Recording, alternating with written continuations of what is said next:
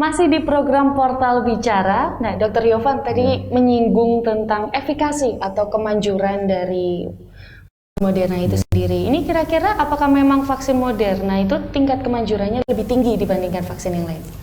Ya, betul. Jadi Moderna itu punya efikasi sekitar 94%. Jadi nilai kemanjuran itu kan di mana seseorang kalau sudah divaksin, dia akan tidak terkena COVID, atau jika terkena COVID itu menjadi ringan, itu 94%. Jadi yang 6% masih bisa terjadi gejala.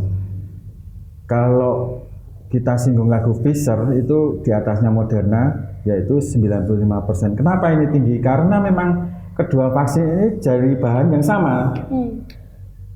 Pfizer atau Moderna itu bahannya sama, sehingga efikasinya juga tinggi. Karena buatan manusia itu tadi ada? Ya, karena biosintetik. Biosintetik. Ye.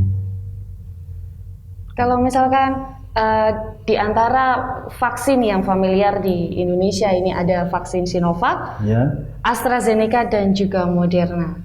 Itu bagaimana sih dok proses tubuh menerima vaksin?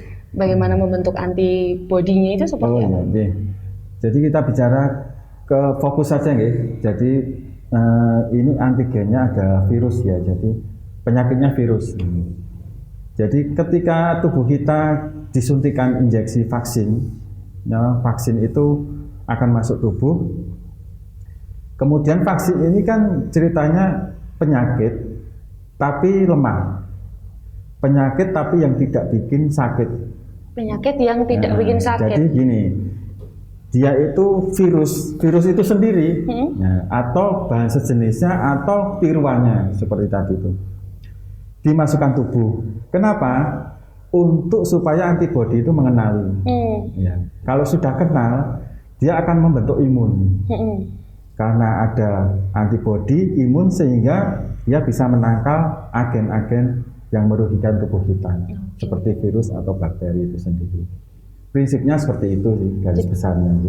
Antibodinya ini memberikan alarm ke tubuh berarti ya, kalau ada bakteri, virus ya. Jadi di situ antigen juga akan menyimpan memori juga. Jadi kalau di kedokteran itu sel CD4 itu dia akan membentuk sel memori B itu gunanya untuk mengingat-ingat terus bahwa ini loh virus yang dulu menginfeksi, ini loh virus yang dulu menginfeksi dan bikin sakit. Nah, itu aja.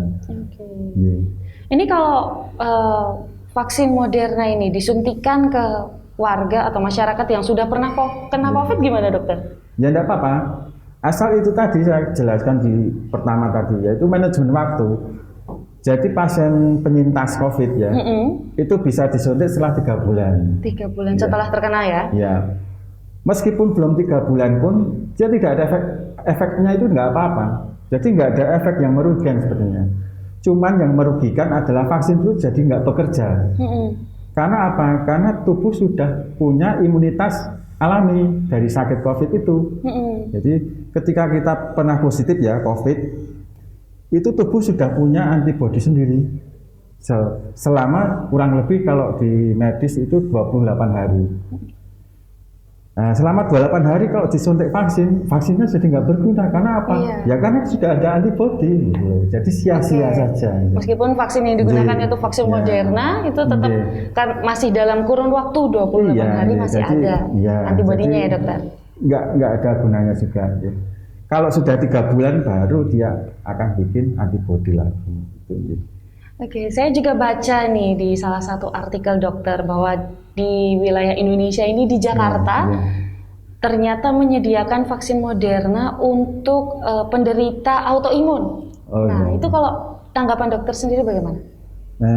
Kalau menurut saya dari beberapa ahli ya, sebenarnya semua vaksin itu sebenarnya bisa untuk apapun. Jadi untuk autoimun, untuk sakit jantung, untuk sakit sesek, untuk apapun bisa.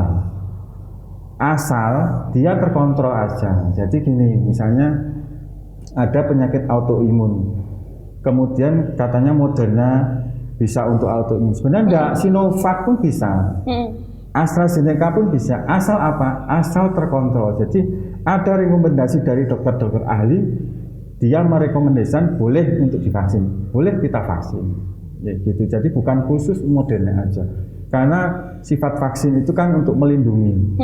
Jadi biar orang itu terlindungi, kecuali dia sakit misalnya dalam pengobatan kanker, kemoterapi itu kan menurunkan imunitas tubuh, jadi menekan imunitas, itu nggak bisa divaksin. Jadi ada hal-hal tertentu yang orang itu tidak bisa divaksin. Nah, orang-orang yang seperti pengobatan itu, terus orang-orang yang sedang sakit jantung, kena serangan, terus serangan jantung mendadak gitu dokter? Ya, atau orang yang sedang gagal ginjal dengan hemodialisa, cuci ginjal, cuci darah, dan sebagainya. Jadi disitulah pentingnya adanya screening. Jadi screening itu memang untuk memisah antara orang yang boleh dan orang yang tidak.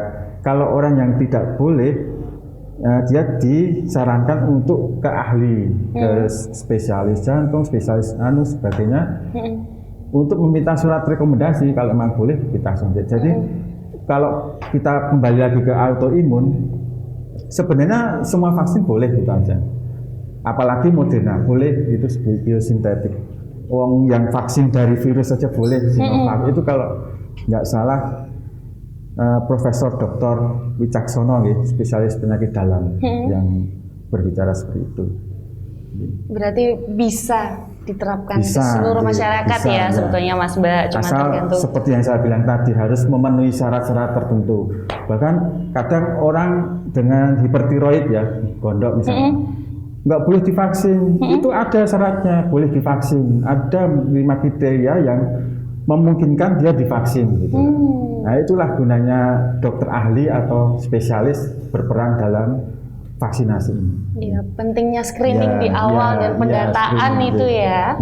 Ya, pentingnya itu. Oke, selanjutnya dokter, ini katanya vaksin Moderna ini memberikan dampak ke tubuh yang lebih terasa. KIPI-nya itu tinggi dibandingkan dengan vaksin yang lain. Itu apakah benar atau tidak dokter? Tapi tahan dulu dokter jawabannya, karena kami akan segera kembali ya Mas Mbak. Jangan kemana-mana, tetap di Portal Bicara.